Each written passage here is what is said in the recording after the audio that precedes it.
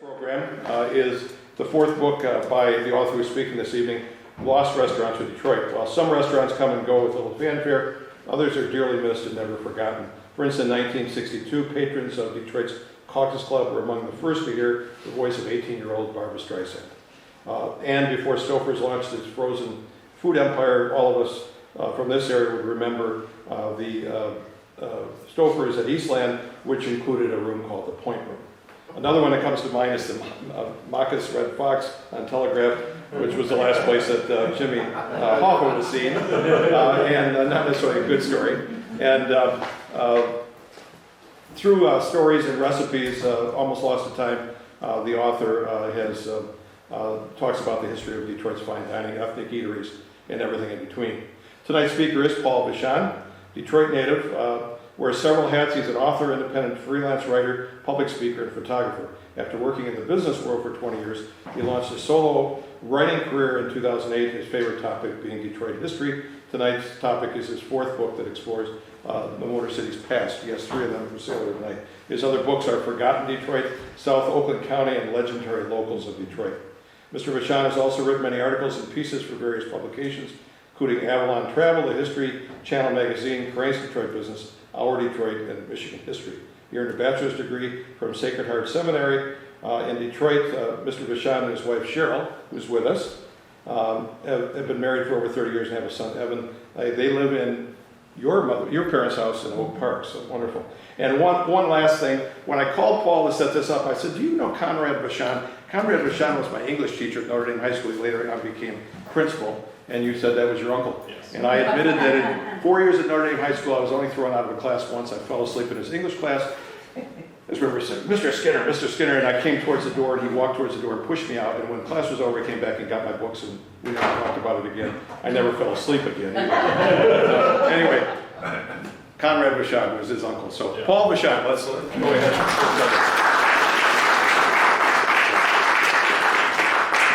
Thank you. If anybody falls asleep, believe me, I wouldn't be so heartless as to kick you out in that freezing rain. That's right.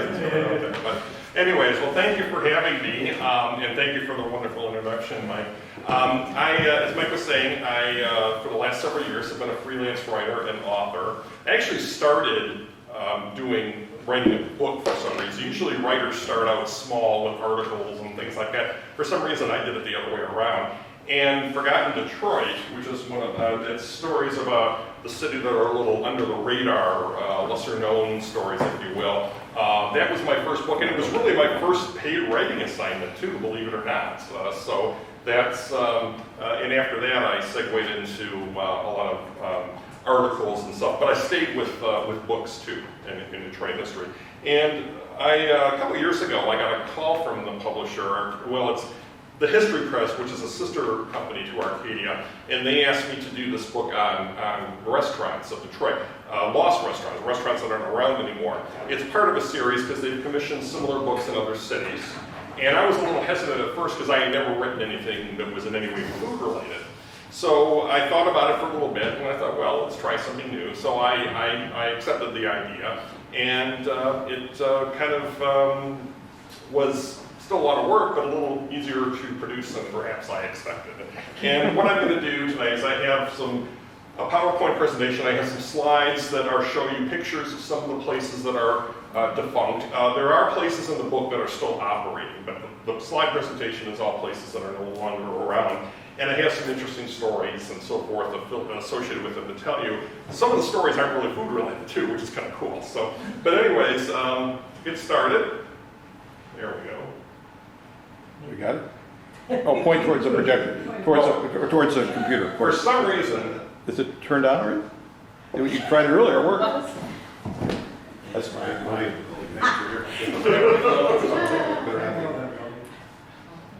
No, oh, okay. And if it goes low, I can sit down. Okay, I'm sorry. It shouldn't be. I must have been turned off. Sorry about that. Okay, well, whatever. This is a sketch, a beautiful color sketch of the inside of the Pontchartrain Wine Cellars that some of you might remember. The Pontchartrain Wine Cellars is located on Larned Street, right behind the Pontchartrain Hotel, by coincidence. There was no connection between the two. And it was actually, this was its second location, and its original location was around the corner on Washington Boulevard, which was called Wayne Street at the time in the early 20th century. But the owner, his original name was Harry Borgman, he sold it in the late 40s, early 50s to a gentleman named Joe Beyer. And if you look very closely, this is Joe Beyer right here. You can see his name actually in the sketch. This picture was loaned to me by a gentleman who's on Channel 2, Charlie Langdon, who you've probably seen on television. He did this, used this in a report that he did on TV, and I saw it. And I know him through also my uncle too, because he went to Notre Dame also.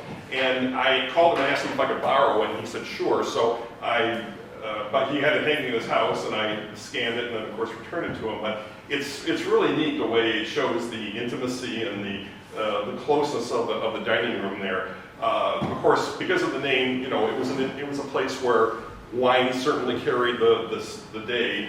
It was unusual and ironic in that it was a French restaurant, and in a city like Detroit, which was founded by the French, there's comparatively few French restaurants. This was one of them.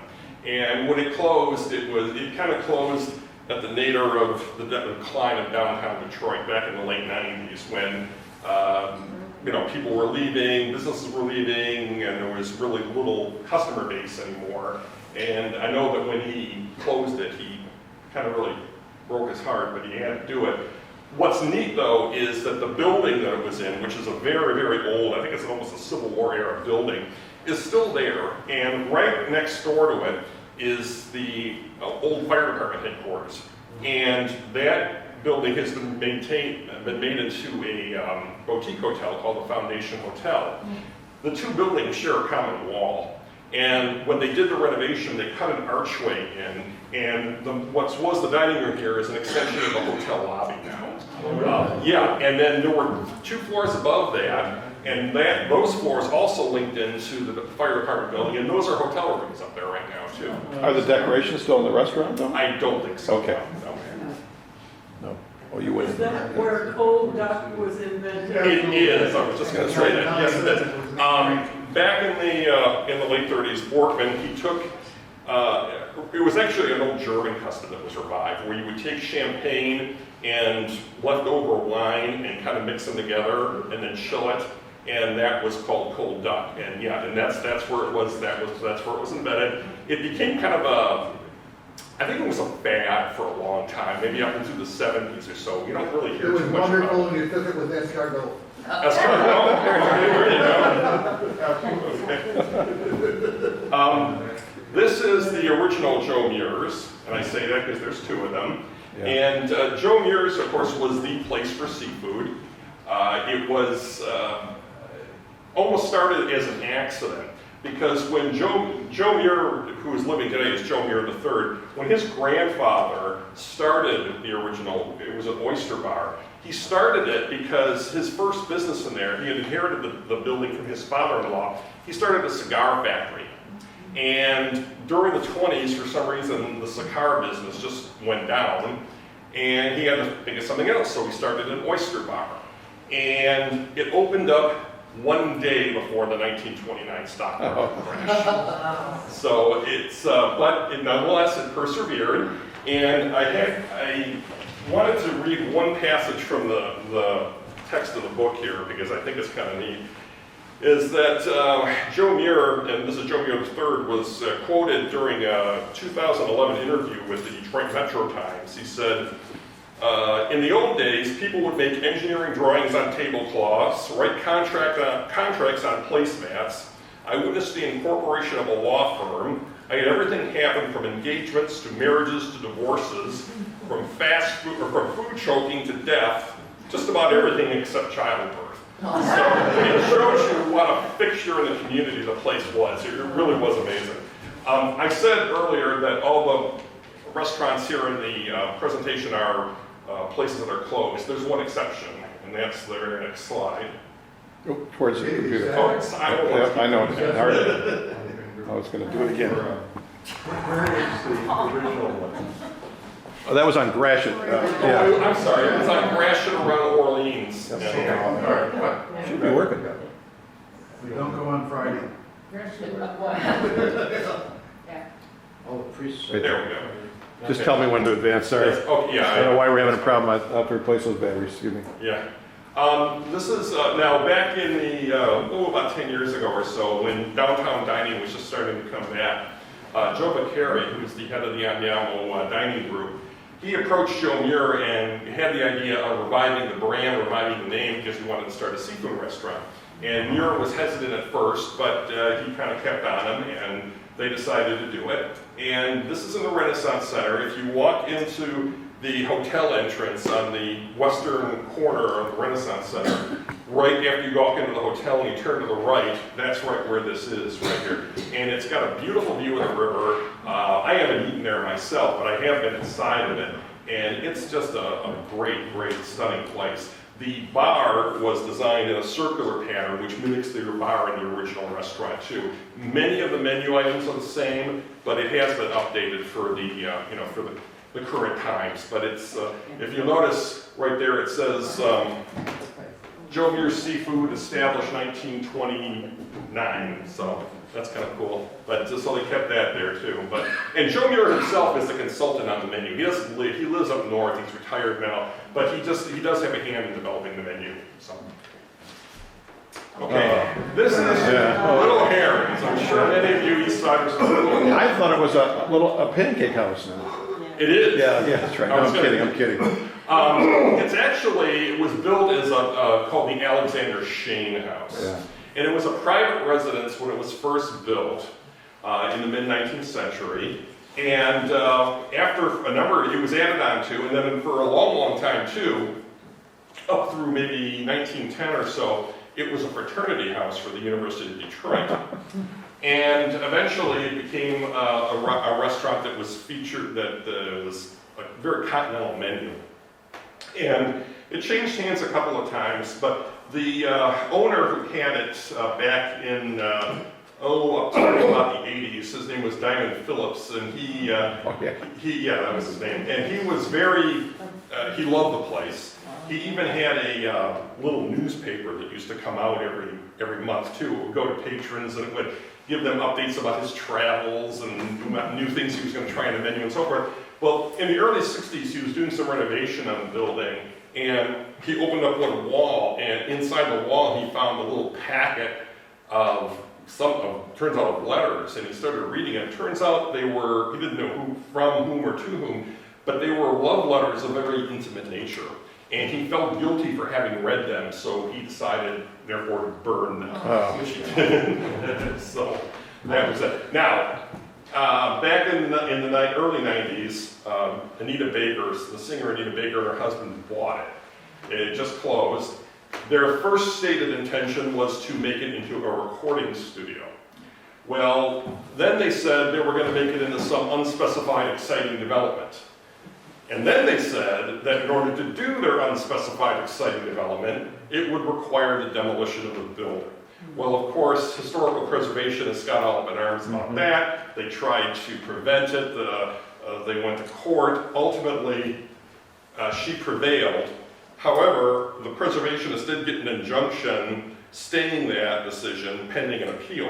But even though that injunction was in place, for some reason, one weekend, the demolition crew showed up and tore the place down. And Anita Baker later said she was out of town and didn't know anything or whatever. Well, the exciting development turned out to be an IHOP, which currently occupies the site. So, yeah. This is kind of cool. This is a place on 12th and Hazelwood. You can see by the, if you look real closely, you can see the street post right They're there. rounding up the purple gang or what? Well, actually, no. It's kind of the opposite. Okay. Because this is Boeskys Deli. Now, depending on who you talk to, you could pronounce it Boesky or Boesky or whatever. Well, but the Boesky family had a chain of restaurants that survived really, I think, until the 60s. And they kind of moved out in a northwesterly direction because they had a very Jewish clientele as they followed the movement of the Jewish community. But at the time, and this picture was taken in the 30s, the Jewish community was still pretty much centered right around 12th Street, Virginia Park area. The Purple Gang, after the Collingwood Street Massacre of 1931, was pretty much on its way out.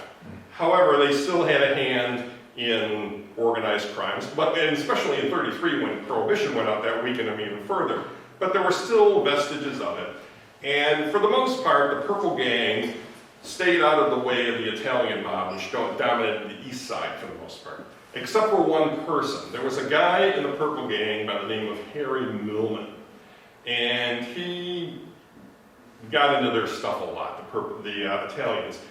So much so that the guy who was the head of the Italian mob, Tony Lucavoli was his name, went to Abe Bernstein, who was the kind of the unofficial chief of the Purple Gang, and complained.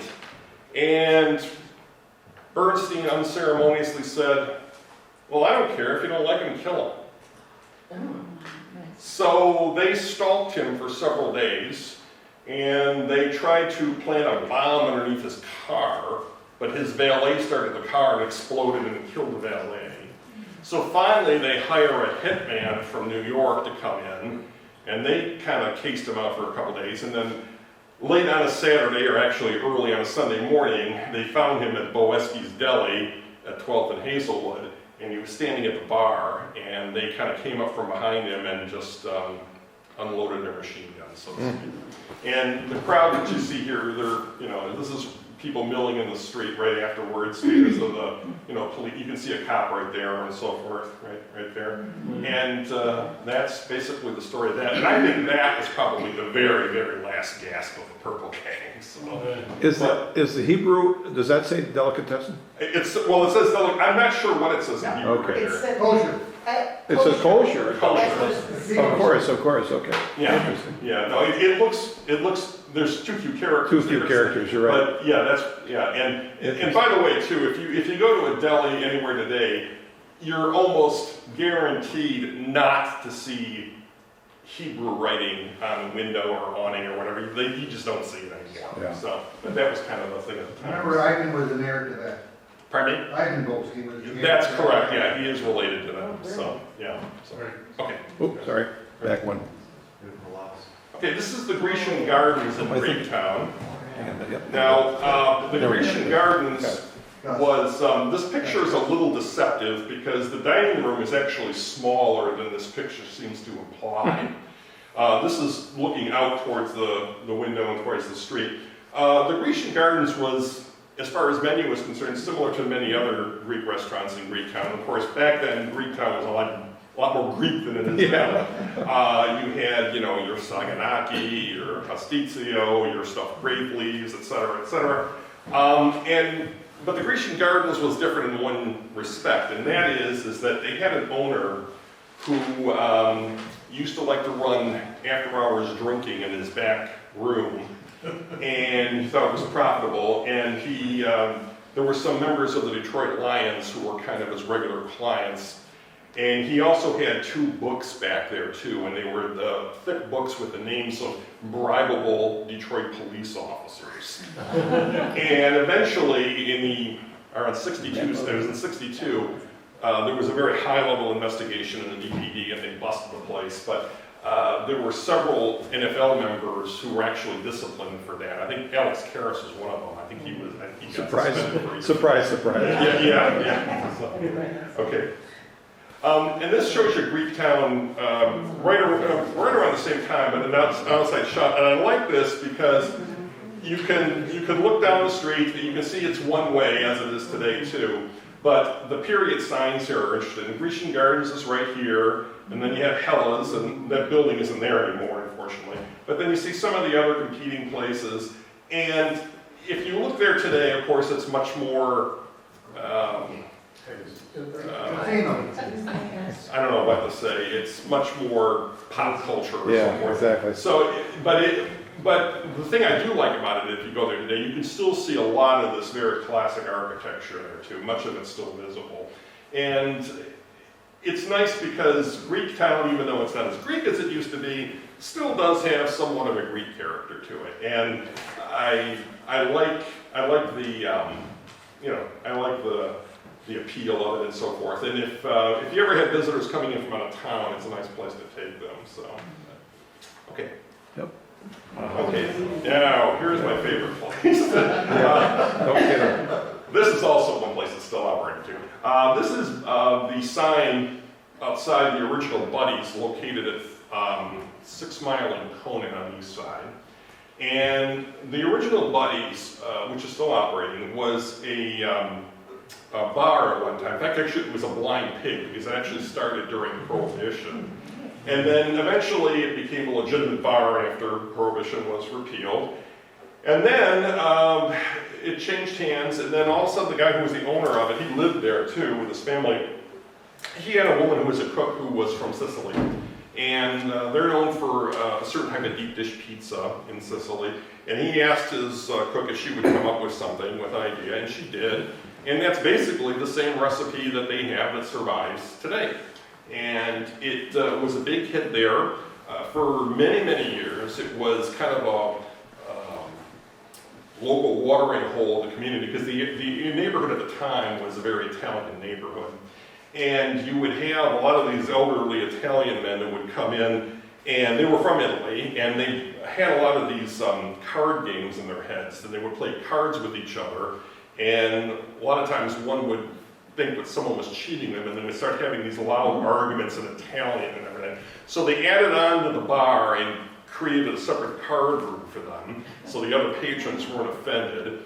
And then eventually, of course, they moved. The family moved out, and then if you go there today, there's like a really large, long dining room behind the bar, and that's the area that used to be their living quarters, and that's a dining room now.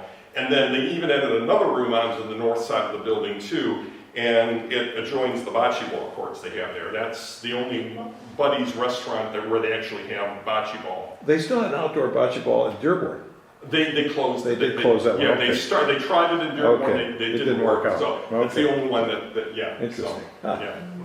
Outdoor, it doesn't run too many months of the year, right? No, especially not this year. Not this year. Hudsons is interesting because, we think today of department store dining as just something that you would do when you're shopping to get a meal, and certainly that was a large part of the trade at the original Hudson's store. But I think too, in fact, I know from my research that people would go to Hudson's sometimes just for the purpose of going to dinner or lunch and not necessarily to shop. And it was very, very popular in that respect. And this was called the Georgian Room. There was another room called the Pine Room, and another one called the Early American Room. They were eventually all integrated in the late 50s, and actually that's the next slide. But this one, though, I just want to dwell on this for a minute, because you can see, if you didn't know any better, you would never think that that's in a department store. If that caption weren't there, you would just think it's like a beautiful, elegant restaurant somewhere. And that's the level on which they operated. When the Hudson store closed in 1983, in the years following up to the closing, they were closing departments here and so forth and closing it up. The one thing that they never did until the very last day was close the restaurants. So that stayed open to the very end. What floor was that on again? That was on the 9th, I believe, Okay. yeah. And here's an example of a menu, and this is from 1949, Nice prices. and it's kind of cool. Breast of chicken. Breast of chicken imperial with string beans and French fried eggplant, $1.60. Sunburst fruit wheel salad, $1.25. All this stuff. Shopper's lunch at $1.10, and veal patty with bacon and partially creamed cabbage. So I mean, that was just to show you the extent of the prices back then. I love that statement at the bottom. Okay, you know what? It's the reason you don't see the whole thing is this was like the left side of the menu as I opened it up. The balance of that was on the other side, and it says Detroit Police Department asks everyone's help to prevent children being lost. That's what it says. Okay. Interesting. Okay. Come on. There we go. Did I go too many? Skip one. Yeah, I did. Okay. There we go. Yeah, this was a menu cover of, not the same menu I just showed you, it was another one. Hudsons, what they used to do, they did everything in a pretty classy way. And one thing they did back in this was in the 40s, is they commissioned artists to paint covers for the menus. I mean, you can't imagine something like that happening today. But this, of course, is the Michigan State Capitol building in Lansing. And you can just see it looks like a watercolor, and it's a very nice picture. It's, it looks like it was taken, supposed to be in the fall.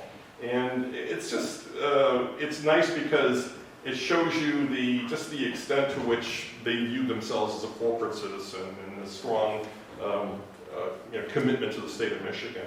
So.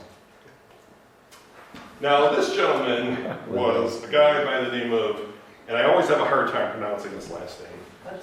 Hudsons. Okay.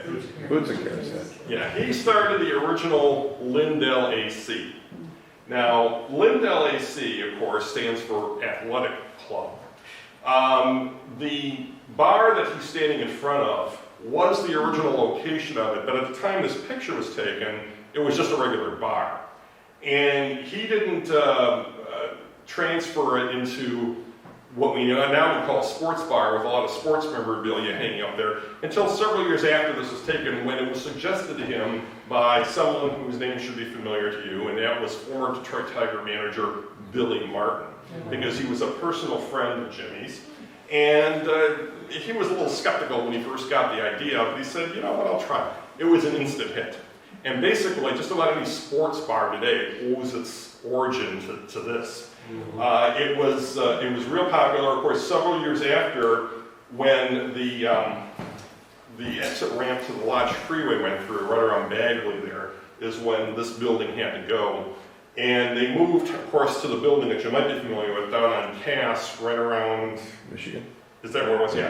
And that's gone now, because that's where the Rosa Parks Transit Center is right now. But at that location is really when it kind of gained its biggest reputation, because it was at that location that, excuse me, that Billy Martin himself was there when he was manager of Minnesota at the time, and he went there and he got in a fight in the back, in the alley behind it, with one of his own pitchers, because they were all drunk, to the point where the pitcher had to be taken to the hospital. He was hurt that bad. So I don't know if it's contrary.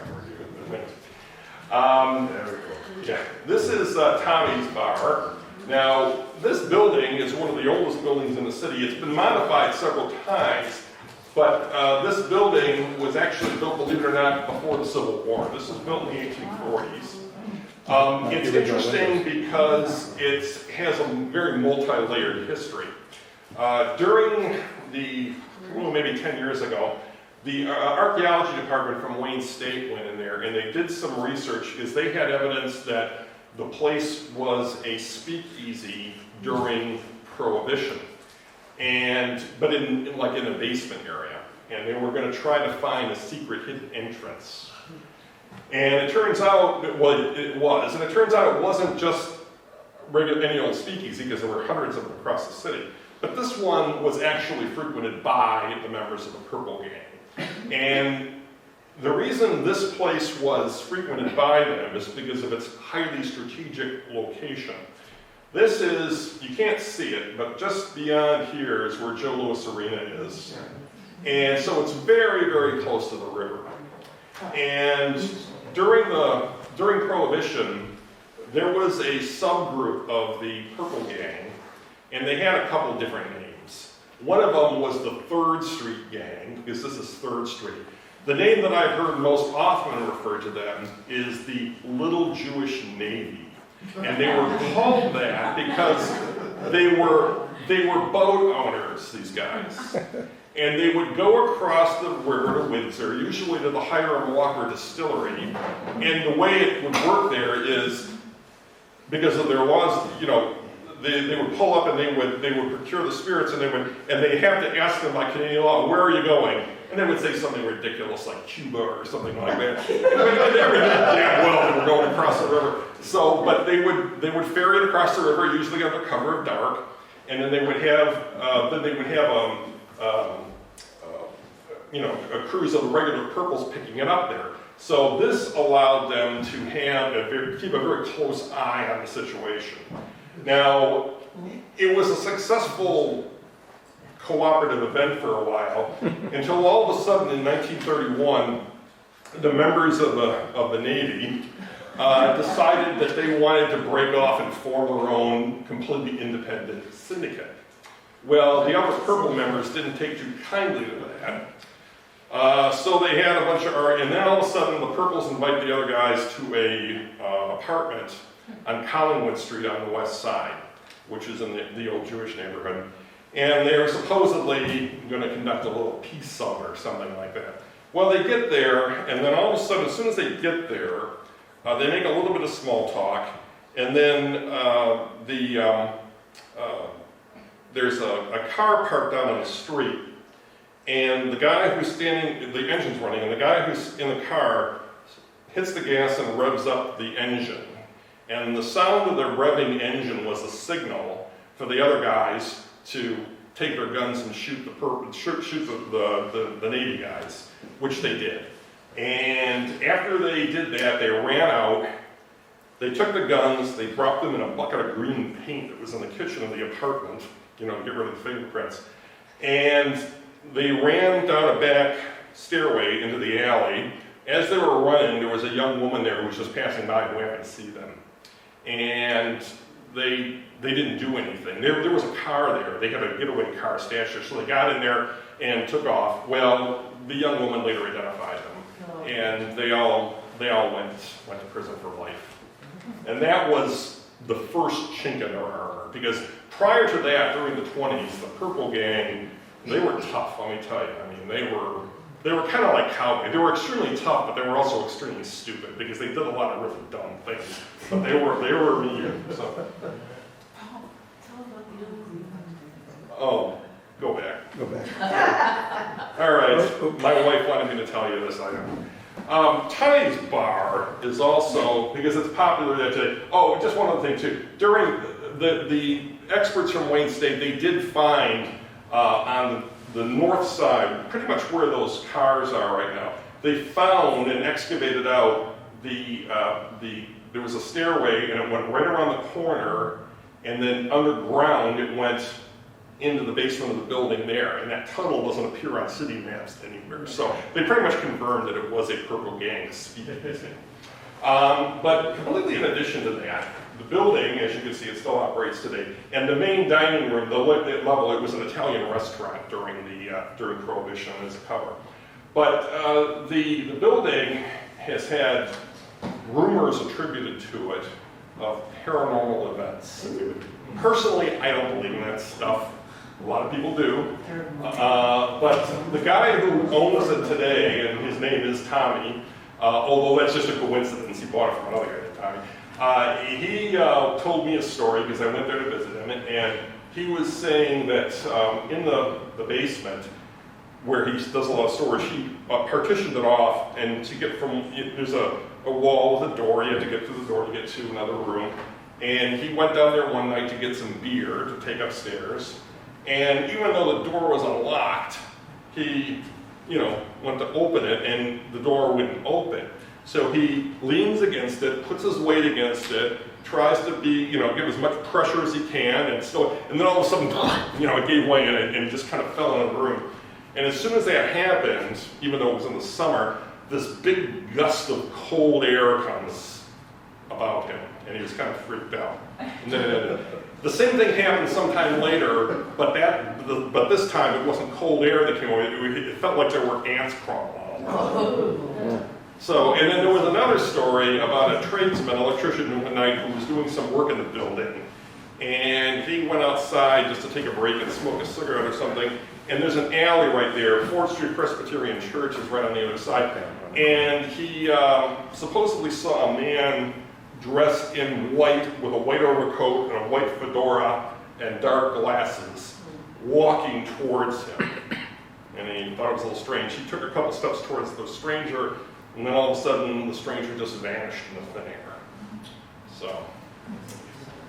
Interesting. That's all I'm saying. That's why I like one from the village. Something I do in the book too, and I'm really, this is an idea I had intentionally when I started doing the research, is I wanted to put a cross-section of places in the book. I wanted fine dining, I wanted ethnic places, I wanted lunch places, and there's also a section on bars too. Well, for lunch places, Greenfields was kind of the quintessential lunch restaurant. And this was right on Woodward, just north of where Little Caesars Arena is today. And Greenfields was, there was another one further downtown too, but Greenfields was kind of the place just to get a sandwich. They didn't have liquor, but to get a cup of coffee and so forth. And it was a very, very popular place in an era pretty much before fast food. And as you can see from the cars there, this looks like it was taken in the early 60s. And it was just a very, long mainstay. They had locations in the suburbs. They had one in Oak Park. They had one in Birmingham. I don't know if they had any around here at all, but it was really a good, solid lunch place, if you will. Sometimes if you go further back and you see pictures of a streetscape from the 30s or whatever, you might see a sign over a door, and it's just emblazoned with one word. It just says lunch. You ever seen that? Yeah, and that's kind of like an earlier version of something like this. My memory may be wrong, but Greenfields, you put quarters in the slot to get your food out of the... Oh, like an automat style? automat. I didn't know they did that. I don't remember that myself. Oh, But, yeah, that's my memory. oh, wow. And this was the Detroit chapter of the Vietnam Veterans of America. It is. And they just moved out, and I think Dan Gilbert bought it. And of course, in the next block now is the new Mike Ilitch Business School. for Wayne Correct, State. yeah. I just drove by there this So that whole morning. area is changing. Yeah, but there's something, in the next slide, you'll see something interesting here. Okay. Oh, yes, yep, there it This is is. a ghost sign. I took Chapter this 9. picture myself. It's interesting sometimes when you see what I call ghost signs, and that is a sign of a place that for some reason the sign survives even though the business is long gone. And that Greenfields restaurant sign is still there today. I just happened to drive by there this morning and I saw it. So it's there. And this sign, I took this picture about 2 or 3 years ago. You can see the Vietnam Veterans Memorial sign was there. And I know, as you said, they were moving out. So, okay. All right. Here we go. I had to put this in. Thank you. There's only 2 restaurants in the entire book that are not located in the city of Detroit, and this is one of them. Stouffer's at Eastland. They also had a similar location at Northland. And back then, when in the very early days of the suburbs, shopping, even though it had been kind of suburbanized with malls and things like that, was still pretty much a formal activity. People still dressed up to go shopping, and they often would want to have a lunch or even a dinner in an elegant setting and so forth. And that's what Stouffer's pretty much delivered. Their restaurants, of course, now they're just a frozen food company, but they started as restaurants. They did restaurants located adjacent to shopping malls. They started that in the 50s, but then they did other things too. One thing they liked very much to do was putting restaurants on the top of tall skyscrapers in downtown. They did that in New York, and they did it here in Detroit too. The top of the Flame, which is at the top of the gas building, was a Stouffer's restaurant. Didn't have Stouffer's name in it, but it was too. But as you can see here, the Victorian Room, the Point Room, and I'm sure many of you remember that. I didn't grow up on this side of town, so I don't think I ever ate there. But I know that it was quite the place. Is that building still there? Does anybody know? Not yet. No, not that one. They built another one on top of it. Okay. Yeah. Okay. And But it's beautiful because you can see this is Fieldstone, Right. and Fieldstone isn't used very often in Michigan. no. And this was I think the Point Room inside of Stouffer's. Yep. And it's the nice thing about it is this is kind of classic mid-century modern, which is kind of undergoing kind of a revival today. You could probably use the same kind of furniture in a restaurant today, and it would look right in style. It really would. So I think there was a Stouffer's restaurant on Washington Boulevard. there was, Yeah. there was, and that building isn't there any longer either. There was actually a theater on that site before the Stouffer's was ever built there. And that was right next to the Statler Hotel. And there's currently an apartment building going up, just in the early stages of going up right there where the Statler was. But you're right, and Stouffer's had the top of the Flame, they had that location. I think they had a third location downtown also too. and it was quite the popular place. Their headquarters is in Cleveland. That's where they first started their restaurants, and they took the business industry a little differently than restaurant chains do today. They had their own dietetic school where waiters and waitresses and hostesses from different locations around the country, they could go to Cleveland for a few days and study dietetics. They did that. Okay, this is one of my favorite places, Cliff Bell's. Now, if anybody knows where this is on Park, downtown, right around Block up. not Collins Street, but the next street blocks off of that. Yeah, block up from Adams and Grand Circus Park. Correct, yeah. The building, it's a freestanding one-story building. Now, back in the day, it was Cliff Bell himself who got started it. He worked during Prohibition at a lot of speakeasies and so forth. When Prohibition ended, he decided to start his own place, and that's when was the heyday of his nightclub slash bar slash restaurant. And it was successful for many, many years post-Prohibition. And he retired himself in the late 50s, and it carried on, but still under his name. And it, gradually by the 70s, it started to pretty much go down. It was a Mexican place for a while, and then it closed. And there it sat until about a year before the Super Bowl came here to Detroit back in 2006. And that was a time when the revival downtown was just kind of starting to pick up steam. And there was a guy who bought the building. He didn't buy he bought the building as an investment. He thought it might go up in value. And he knew a guy in Chicago named Paul Howard who ran a restaurant and a nightclub in Chicago. It was a personal friend of his. And he said to him, he says, I just bought this building in Detroit. I'd like you to come and take a look at it because it has a nightclub, bar, restaurant in it. And it might be something you'd be interested in. So he comes to Detroit, he looks at it, and he goes inside, and it was a nightmare. I mean, there was water damage, there was all kinds of dirt, and he just says, there's no way. So he says, I'll tell you what, let me do just some very minimal repairs, just a little bit of cleanup, get the electricity and the lights back on, come back in a week or two, and take another look. Will you do that? He said, yeah, okay, I'll do it. So he does that, and he looks around and says, you know what, I think I can make this work.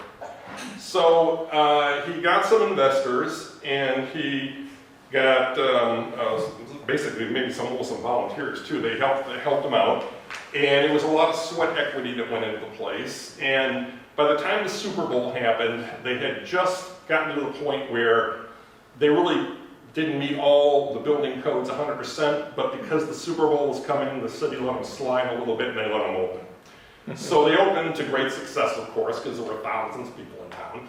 After the game, of course, that dissipated, but he continued with these gradual restoration of the building. And as that happened, gradually, you had ever-increasing crowds. And by 2 years ago, which is when I interviewed him, he said it's busy every night. And with so many more businesses coming downtown, a lot of the people coming in, it would be like work-related parties, like retirement parties, birthday parties, things like that. But just a huge walking traffic too. It's great for jazz, it's a jazz place, very popular on weekends for that. And it was redone in the classic Art Deco style, which is the way it was originally designed. And as you can see, it's got a lot of class to it. So, this is a menu from Cliff Bell's. And this menu was, this is written, the stylized signature on it is so elaborate, it's almost hard to read. Paul Dizzy Trout, who was a pitcher for the Tigers back in the early 50s. And he signed this, and it shows a lot of class. As soon as he showed me this menu, I said, geez, can I borrow it? Because I'd really like to scan it and put it in the book. So he said, yeah, okay, fine. So I did that, and I was just enamored by the way that signature is. But go to the next slide. Very cool. Yeah, this is inside the menu, and of course, too, it's always fun to see prices from back when.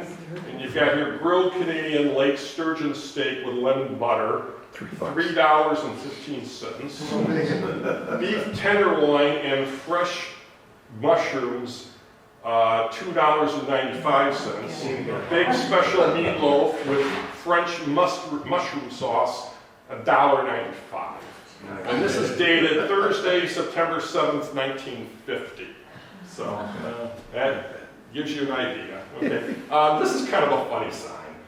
This is at Cliff Bell's. He told me, Paul Howard told me that this was actually at another bar someplace, and he took the sign, and it's still valid because he still does have happy hour from 5 to 7 Monday through Friday, but you know, it's zany, obviously. So that's everything I have for the restaurant part of the presentation. Something I didn't say, but I do want to do this too, is I have a shorter version of the Forgotten Detroit slides, and I'd like to show those too. Anybody mind? 2 for 1, that's fine with me. Yeah. Good, okay. This is Puwabic Pottery, and on East Jefferson. I'm sure many of you are familiar with it. And this picture was taken in 1915. The building was probably less than 10 years old at the time this picture was taken. And what's interesting about Puwabic Pottery is, number one, it was started by a woman, and women very rarely started businesses back then. Mary Chase Perry was actually from the Upper Peninsula. She was from Hancock in the Upper Peninsula. And there was a river that ran, or a stream I should say, that ran near her house called, and that was the name of a Puwaba, I think was the name of it. And it was a truncation of a Native American name. As a child, she moved to Ann Arbor, and she was very, very always interested in arts and crafts and art and things of that nature. And she had a neighbor, a gentleman whose name was Harold Calkins, and he was actually a salesman of dental implements. And he designed a kiln that would normally be used to fire enamel dental implants. And he thought it would be good for her pottery tiles and vessels that she would sculpt.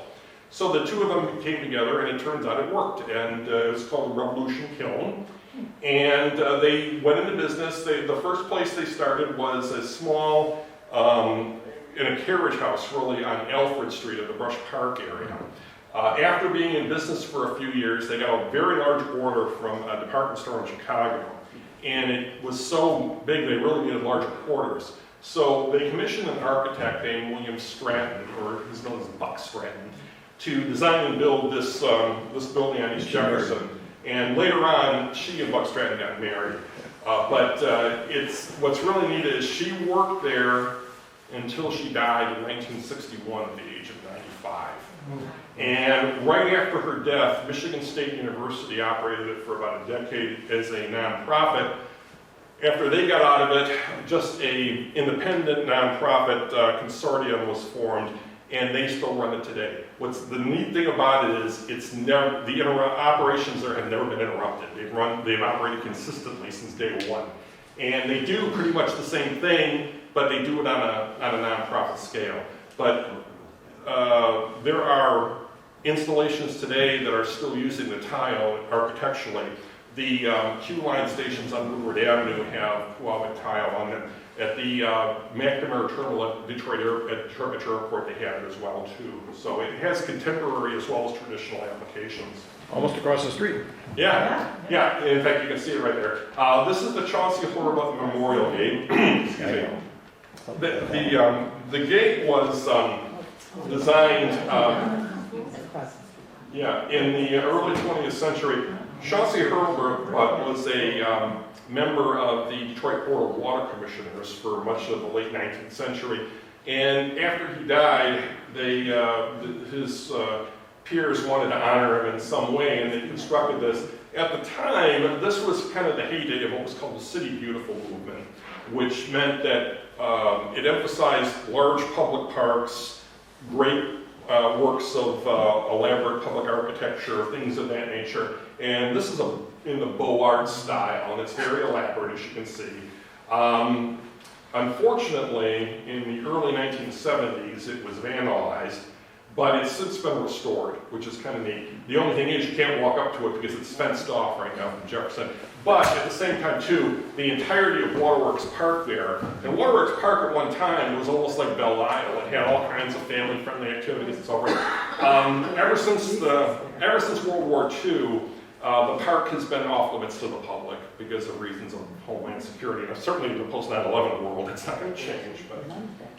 And this is a modern day shot of the fact. I took this myself, and it's really interesting to see how the building looks so very similar to that earlier shot. They just recently did a restoration on the taller chimney, and it's a lot of different things. It's a factory, it's a retail shop, and then on the second floor it's a museum. So there's lots of different things to do there. There's adult education classes and things like that. There's a former firehouse across the street right next to Waterworks Park that they also rent, and they have classes there as well. So. Okay, this is Mariners Church. Now, many of you may not know, Mariners Church was moved at one point. Right now it's at the entrance to the tunnel right at the foot of Randolph Street. But prior to the construction of the Civic Center in the 50s, it was located, this is Woodward Avenue. Woodward Avenue now stops right at Jefferson. It used to go through almost down to Atwater Street. And this is Woodward right here. This is Woodbridge. And so this intersection doesn't exist anymore.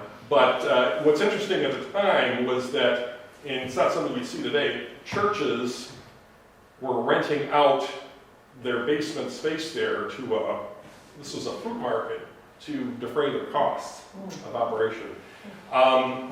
During the, I think 54, 55, the church was actually moved on flatbed vehicle, I don't know how many blocks or so. Over 800 feet, yeah. Yeah, to its current location.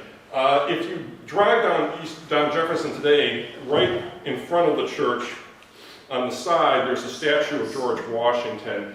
The side of the church behind Washington is new. It was because that side was the side that abuts this building right here. So that was built, in the 1950s. So that's not original. But the part, if you're driving into the tunnel, you're going to come this way, right around, and everything you see right here, that's original. And that's what you would see as you drive in. The tower also, that tower there is not there anymore. The tower that's there today is a modern addition. But, now this is the Cathedral of the Blessed Sacrament. This is the Roman Catholic Cathedral located on Woodward. This is Belmont Street, which doesn't exist anymore, this block of it, because several years ago they did a big renovation and they omitted this block of the street. It's like a big plaza there right now. But what's noticeable about this is when the cathedral was built in the 20s, they ran out of funds, they couldn't finish the towers, and then the Depression came around and so forth. So those towers that you see there today, they weren't built until the 50s. And it looks very, very funny there without it. This is a shot of The first riot. some of the arson that occurred. Yeah, in 1943, there was a riot at the height of World War II. Belle Isle Bridge. Pardon me? At the Belle Isle Right Bridge. here. It started around there, but then after rumors of racially inspired violence on Belle Isle spread around the black community on the Lower East Side, that led to violence between the races, pretty much centered around Woodward Avenue. And that's pretty much where this was taken, right here. And, Now it's working. Now it's working. That's where this was right here. And there are other pictures too. If you go online, the Walter Reuther Library at Wayne State has a lot of interesting pictures. That's where this is from. And I took this and put it in my first book because, when we think of a riot today, of course, we're more likely to think of the 1967 insurrection. Yeah. But it did, there was one in 1943, which also required the Army to come into the city too. Okay, this is a gentleman who's, I would say, pretty fearless. Did I do that? No. Yeah, you, instead of pushing the green light. Oh, okay. I didn't do it. Working. I swear I didn't do it. Okay. This is a gentleman who apparently doesn't have a lot of fear. Yeah, no kidding. And this is on the roof of the federal courthouse today on 4th Street. Is the second one that was built there. Before, and that was built in the 30s. Prior to that, there was a Romanesque style building that served the same function on the same site. And this gentleman here is raising the flag at the original one. It was a very beautiful building. Now, if you go in there today into the current building, up on the 7th floor, there's a courtroom that is assigned to the chief federal judge of the Detroit bench. And it's called the $1 million courtroom because it's just beautiful marble. It has a mahogany bench that I think came from Africa, if I'm not mistaken. And the courtroom was actually original to this original building. Now, when the judge that had that courtroom found out that the building was about to be demolished, he didn't want to lose his courtroom, so he had the courtroom dismantled and stored. And then when the new building was built, there was a cavity built to exactly the same dimensions, and he had it reassembled right inside, and it's there today. So, yeah, this is a demolition of the original building around 1930. So they could take the courtroom out. They were doing it in this style, I read too. Mm-hmm. This was Detroit as a city possible venue for the Olympics has a distinction. Detroit has applied or put petitions in to be a host city for the Olympic Games more times than any other city and never having actually been awarded the games.